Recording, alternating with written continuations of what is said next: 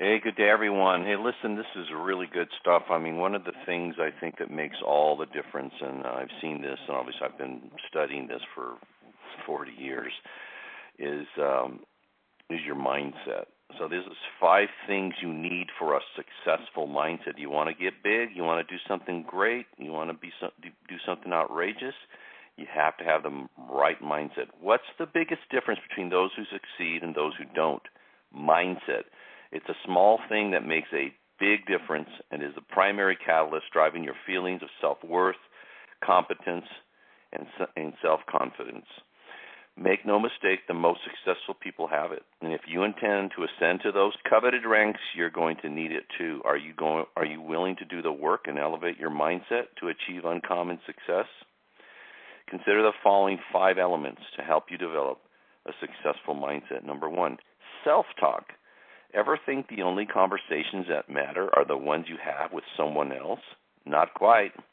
The conversations you have with yourself are the most important ones you will ever have.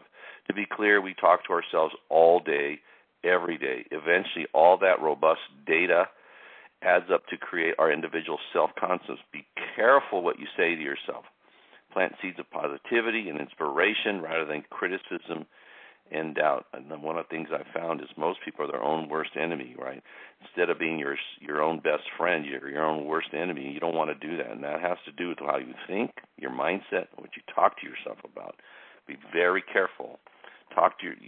Think about this. If you have children, how would you talk to them? If you really love your children, if you want them to succeed in life, you would be talking to them about they're unstoppable, they can do anything they want if they set their mind to it, if they work hard, if they do the work to improve themselves and grow their skill sets and their knowledge. They can be anything they want to have, be anything they want to be, and have anything they want to have. So the thing is, you need to do that for you. Number 2, intentions. Your intentions set the tone for how skillfully you navigate personal and professional success. Have you set yours high enough to challenge the status quo? If not, think bigger and push past your comfort zone. Get comfortable with being uncomfortable. Let me repeat that because this is really important. Get comfortable with being uncomfortable because that's where the real growth happens. If you're always seeking comfort, you're going to end up with a mediocre life, a mediocre business. Nothing great's going to happen to you. Setting your sights high and believing in the most remarkable outcomes you can attain changes the way you show up in the world. Believe me, no one has ever regretted embracing the power to think big. So think big. Go be awesome. Number 3, grit. When it comes to success, world-renowned psychologist Angela Duckworth says, talent counts, but effort counts twice. Got grits? If not, know this. Both passion and perseverance are vital to long-term success. Experiencing initial excitement when deciding to pursue a New Year's resolution is quite common. Less common and far more difficult is a sustained focus and drive throughout long periods of time needed to achieve it. Grit helps us push past the desire to give up, especially when things get rough. Fortunately, it can be learned and continue developed over time. Number 4, strategy. Declaring a goal without more will do little to ensure its success. Only substance and structure will successfully ignite and move it forward. Begin by chunking your goal into smaller segments to organize it. Make it more manageable. Small bites, easy pieces. Then create a strategic plan with scheduled activities and outcomes that will help to assure its success. Notice what works and be proactive about tweaking key elements where necessary. Be open to feedback and embrace innovation along the way. Everything about your strategy should be in writing too, by the way.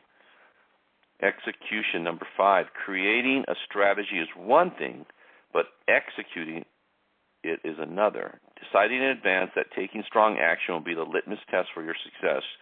Sure, there'll be days when you won't feel like working or perhaps even discouraged.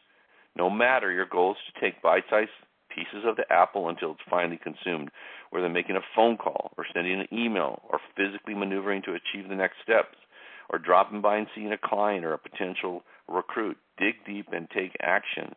Execution helps build trust in yourself as well as reflect successful past performance, bringing you one step closer to your desired outcome. Are you ready to stack the odds in your favor by mastering successful mindset? In the end, it's all about execution, folks.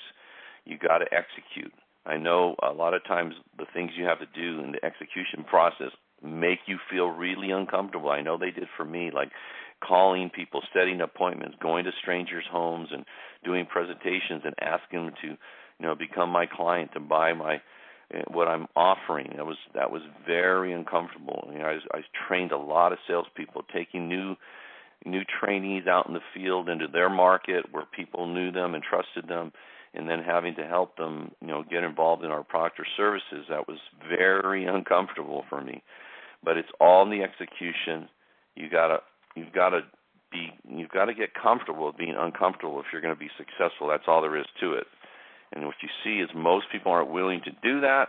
As a result, most people do not become successful.